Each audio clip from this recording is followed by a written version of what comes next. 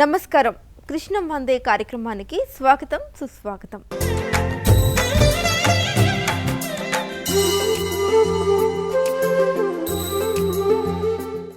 బ్రహ్మ, విష్ణు, శివాత్మకుడైన దత్తాత్రేయుల వారి రూపంలో ముమ్మూర్తుల ఏకత్వం ప్రకాశిస్తుంది. అక్షమాల, కమండలం ధరించిన బ్రహ్మగా, ఢమరకం, త్రిశూలం దాల్చిన శివుడిగా, శంకు చక్రాలు ధరించిన విష్ణువుగా దత్తాత్రేయుడు భక్తులచే పూజలు అందుకుంటున్నాడు. కృష్ణమ్మ ఒడ్డున ఎన్నో పుణ్యక్షేత్రాలు ఉన్నాయి. అలాంటి వాటిలో ఒకటే శ్రీపాద శ్రీవల్లభ తపోభూమి కుర్వాపూర్.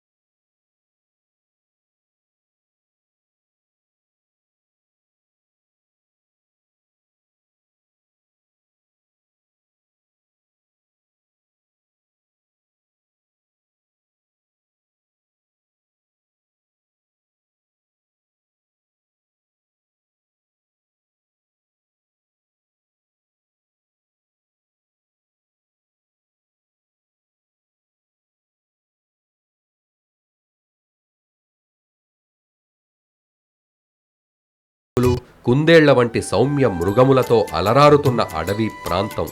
చుట్టూ ప్రవహిస్తూ స్వచ్ఛమైన జలవేణులందించే కృష్ణవేణి, స్వచ్ఛతకు పవిత్రతకు నిలయమైన పరిసరాలతో కూడిన ఈ అద్భుత ప్రాంతాన్ని శ్రీపాద శ్రీవల్లభాచార్యుల వారు తమ తపోభూమిగా ఎన్నుకుని ఇక్కడికి విచ్చేసి ఆశ్రమాన్ని నిర్మించుకుని తపస్సును ప్రారంభించారు. ఈ తపోభూమి కుర్వాపూర్గా ప్రసిద్ధికెక్కింది. ఇది ప్రస్తుతం కర్ణాటకలోని రాయచూర్ జిల్లా పరిధిలో ఉండి శ్రీ దత్తాత్రేయుని మహిమాన్వితమైన ఉనికిని చాటుతున్నది.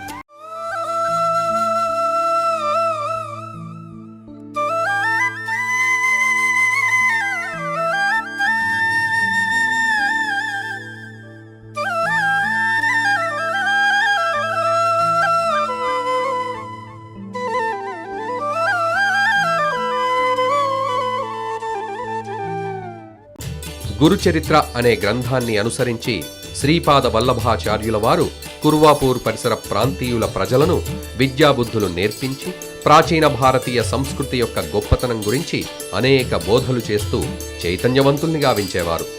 వారిని ఐహిక అంశాతుల నుండి, రోగాల నుండి కాపాడేవారు. ఎంతోమంది వ్యాధి పీడితులు, ఆత్మీయుల్ని కోల్పోయి దుఃఖ సాగరంలో మునిగిపోయిన దురదృష్టవంతులు, కరువు కాటకాల పీడిత జనం, భూతప్రేత పిశాచాది దుష్టగ్రహ శక్తుల పీడితులు కుర్వాపూర్ తపోభూమికి వచ్చి శ్రీ దత్తాత్రేయుని ప్రథమ అవతారమైన శ్రీ శ్రీపాద శ్రీవల్లభుల వారిని దర్శించి తమ సంకటములను నివేదించి స్వామి కృప వల్ల ఉపశమనం పొందేవారు. శ్రీపాద శ్రీవల్లభాచార్యుల కృప వలన వివాహంలో ఆలస్యమవుచున్న కన్యలకు చక్కని వరులతో వివాహములయ్యేడివి. చదువులో వెనకబడిన వారికి చదువులబ్బెటివి. కుటుంబ కలహాలు ఆశ్చర్యకరంగా శమించేటివి. ఆయన దర్శన మాత్రమునే శత్రుబాధలు తీరేటివి. ఇటువంటి వల్లభాచార్యుల వారి లీలల గురించి జనం సుదూర ప్రాంతాల వరకు చెప్పుకునేవారు. జనం పెద్ద సంఖ్యలో వచ్చి స్వామిని దర్శించుకుని ఆనందంగా తిరిగి వెళ్లేవారు.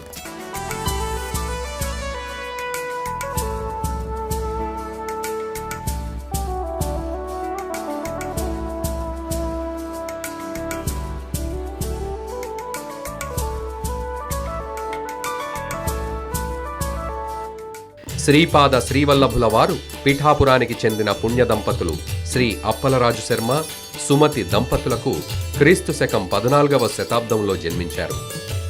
బాల్యం నుండే జ్ఞాన వైరాగ్యములతో కూడిన ఆలోచనలతో నిమగ్నమై ఉండేవారు. బాల్యమంతా ఈ ఆలోచనలతో గడిపి తపస్సు చేయాలని నిశ్చయించుకుని తగిన ప్రదేశం కోసం అన్వేషిస్తూ కుర్వాపూర్ ప్రాంతానికి చేరుకున్నారు. అక్కడ ఆశ్రమాన్ని నిర్మించుకుని పరిపూర్ణ జ్ఞాన వైరాగ్య సిద్ధి కోసం 35 సంవత్సరాలు తపస్సు చేశారు. ఆయన కాలంలోనే కుర్వాపూర్ ఒక శ్రీక్షేత్రంగా, ఆధ్యాత్మిక మండలంగా ఖ్యాతిని పొందింది. శ్రీవల్లభుల వారు దత్తాత్రేయుని ప్రథమ అవతారంగా భక్తుల చేత విశ్వసించబడి కొనియాడబడ్డారు.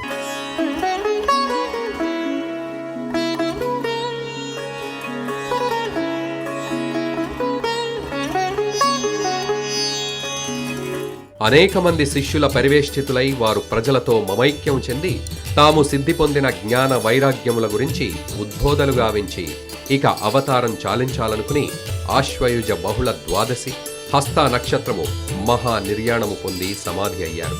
ఈ విధంగానే ఆశ్వయుజ మాసములోని బహుళ ద్వాదశి గురుద్వాదశిగా చెప్పబడింది. నిర్యాణానంతరం కూడా ఆయన పెక్కు మహిమలు చూపి తనను విశ్వసించిన భక్తులను అనేక ఇక్కట్ల నుండి కాపాడారు.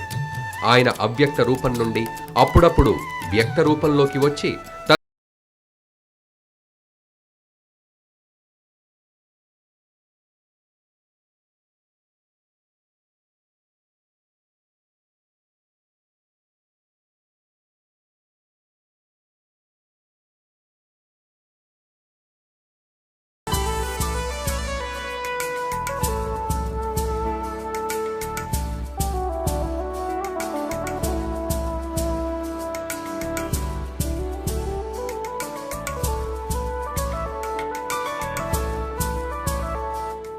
స్కంద పురాణం ప్రకారం 28,000 మంది యోగులు, సిద్ధులు హిమాలయాల నుండి ఈ క్షేత్రమైన కుర్వాపూర్ను సందర్శించడానికి వచ్చారని ఉంది. ఆ విధంగా జ్ఞాన వైరాగ్య సిద్ధిని పొందిన యోగులు, సిద్ధులు సందర్శించిన పవిత్ర పుణ్యభూమి ఇది. జ్ఞానమంటే ఈ విశ్వం గురించిన శుద్ధ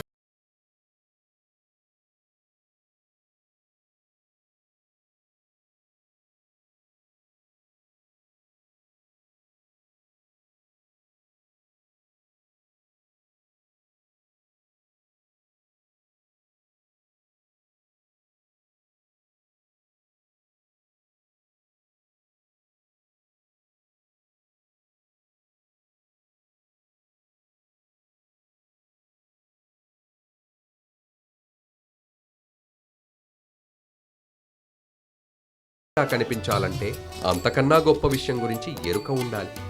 ఆ ఎరుకే జ్ఞానం.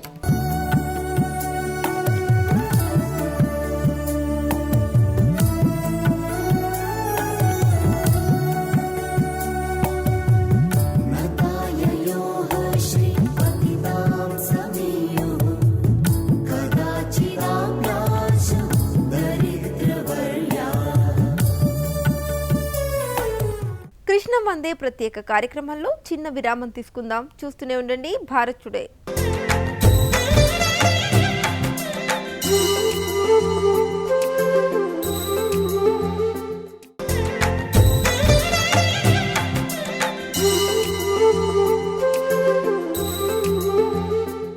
అతిపెద్ద వృక్షాలు, పక్షుల కిలకిల రావాలు, పరిమళాలు వెదజల్లే పుష్పాలు, చుట్టూ ప్రవహిస్తూ స్వచ్ఛమైన జలవేణులు అందించే కృష్ణవేణి అంతటి అద్భుత ప్రాంతాన్ని శ్రీపాద శ్రీవల్లభాచార్యులు తమ తపోభూమిగా ఎంచుకొని కుర్వాపూర్లో తపస్సు ప్రారంభించారు.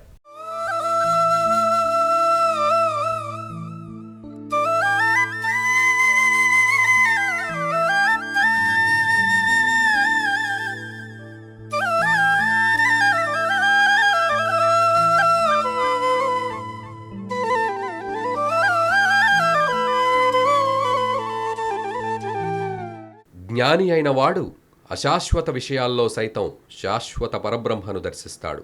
శాశ్వత పరబ్రహ్మ పరమాత్మలోనే అశాశ్వతమైనవన్నింటి పరిమాణక్రమాన్ని దర్శిస్తాడు. అదే నిర్గుణ, నిరాకార, నిర్వికార సత్యశాశ్వత దైవాన్ని దర్శించటమంటే. తనలోనూ తన బయట ప్రకృతి విశ్వమంతా దైవాన్ని మాత్రమే దర్శించేవాడు, సదా దైవాన్ని మాత్రమే చూస్తూనే ఉన్నవాడు. అటువంటి వాడే జ్ఞాని. అటువంటి జ్ఞానసిద్ధిని పొందిన అవతార పురుషులు శ్రీపాద శ్రీవల్లభాచార్యుల వారు.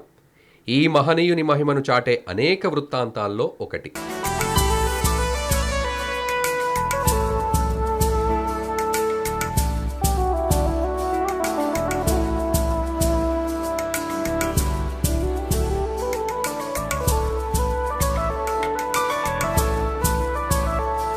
శ్రీపాద శ్రీవల్లభుల వారి సమాధి అనంతరం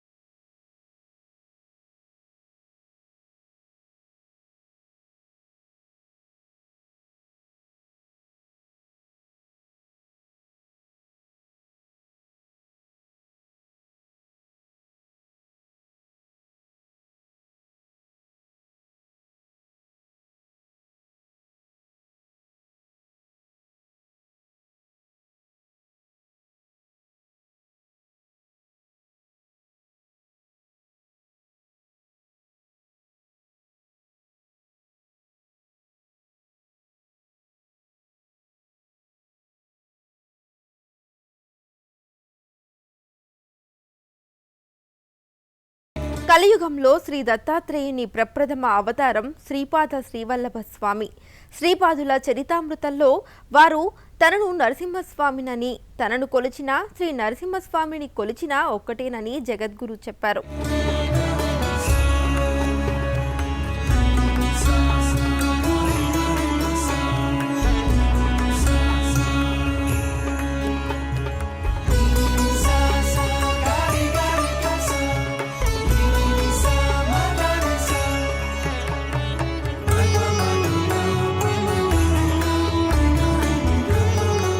అంబిక అని ఒక స్త్రీ ఉండేది. ఆమెకు పుట్టిన పిల్లలంతా అనతి కాలంలోనే చనిపోతూ ఉండేవారు. చివరికి ఒక్కడు మిగిలాడు. కానీ అతడు అయోగ్యుడు. అతనికి విద్యా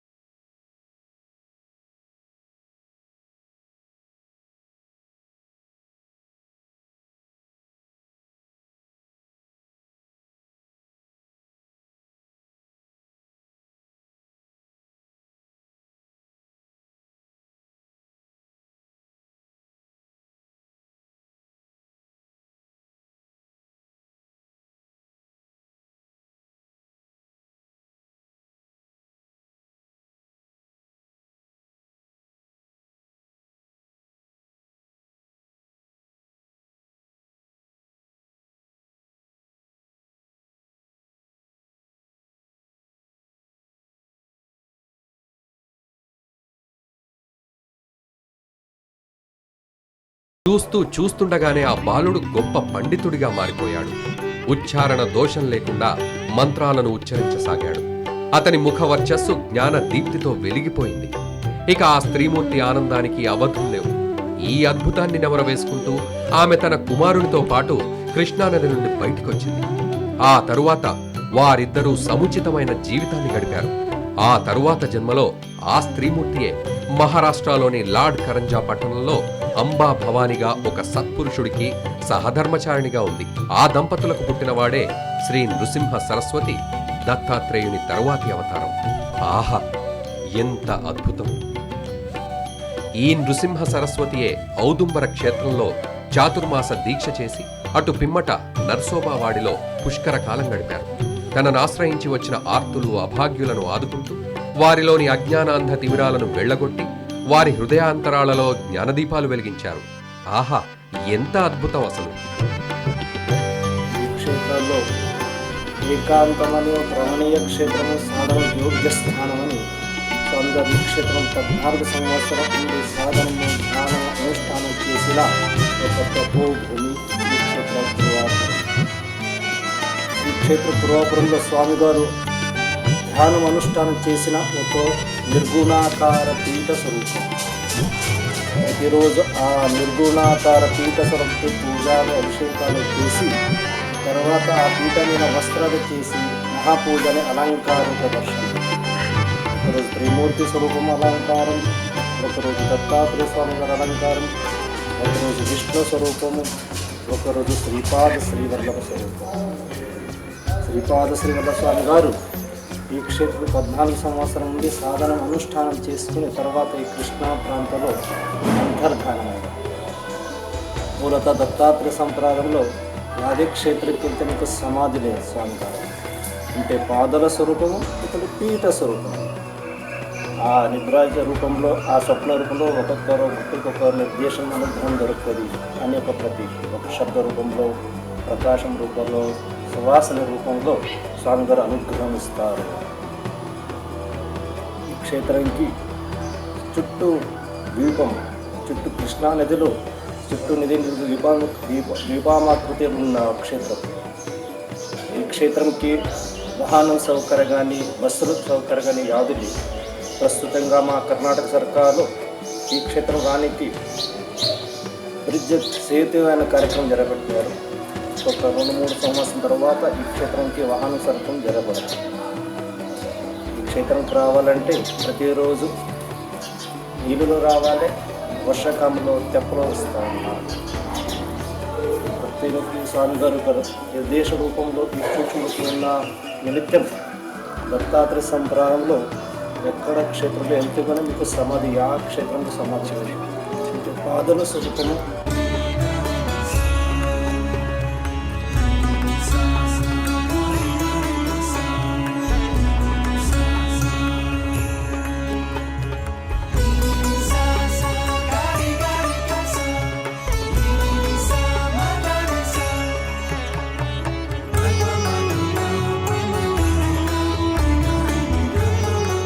భారత్ టుడే స్పెషల్ కృష్ణ వందేలో మరొక చిన్న విరామం తీసుకుందాం.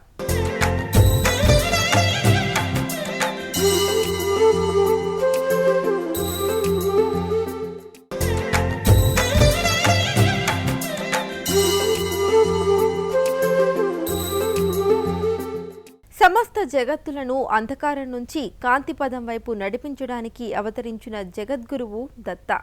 ఆయన ఆవిర్భావమే మహిమాన్వితం. చిన్నప్పటి నుంచే గురుతత్వాన్ని ప్రదర్శించారు స్వామివారు.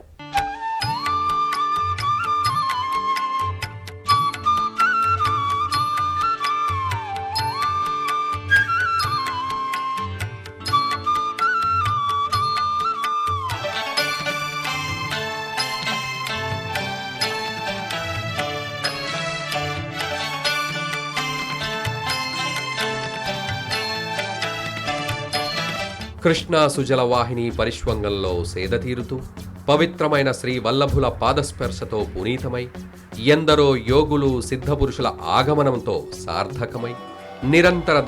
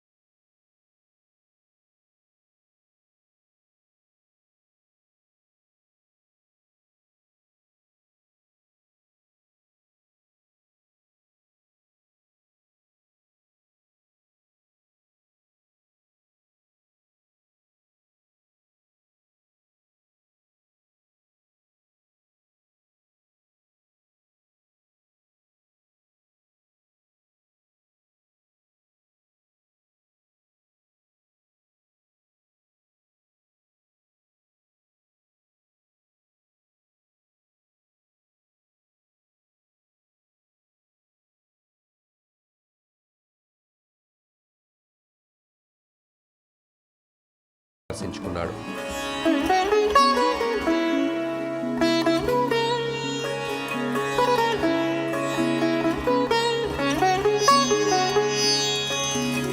ఇక్కడ ఒక శివలింగం ఉంది. గుహలు ఉన్నాయి. వీటన్నింటినీ నిర్మించారు. సాధకుల కోసం చిన్న చిన్న గదులు నిర్మించబడ్డాయి. పరమపూజ్య శ్రీ వాసుదేవానంద సరస్వతి ధర్మశాల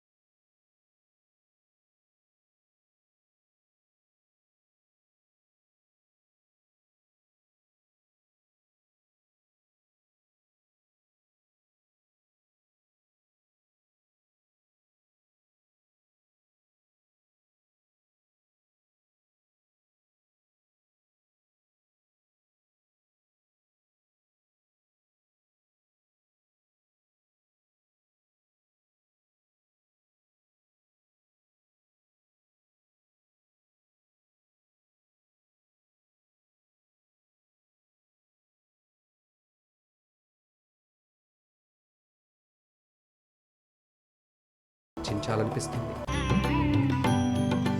ఇది భారతీయ ఆత్మ. ఇక్కడ అణువణువున దైవాన్ని దర్శించే ద్రష్టలున్నారు. ప్రజల్ని పరస్పర ప్రేమ భావాన్ని ఉద్బోధించే పరమహంస పరివ్రాజకులున్నారు. అడుగడుగున భక్తి పారవస్యం కనిపిస్తుంది ఇక్కడ.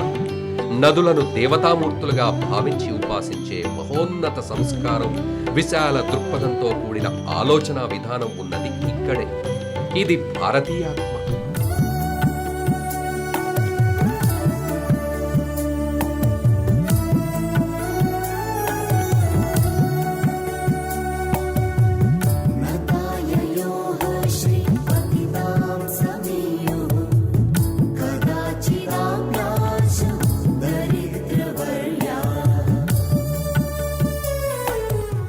కృష్ణమ్మ సవ్వడుల చెంత ఆ స్వామి జగద్గురువుగా భక్త జనావళిచే నీరాజనాలందుకుంటున్నారు. శ్రీపాద శ్రీవల్లభ వంటి అవధూతలుగా అవతరించి ఈ జగత్తుని ఆవరించి ఉన్న అజ్ఞాన తిమిరాలను పారద్రోలారు. గురుచరితము పరమ పావనము, సకల శుభప్రదాయకము. ఇదే ఇవాల్టి కృష్ణం వందే కార్యక్రమం. కృష్ణానదికి సంబంధించిన మరో అంశంతో మళ్ళీ కలుద్దాం. చూస్తూనే ఉండండి భారత్ టుడే. దేశం కోసం, ధర్మం కోసం.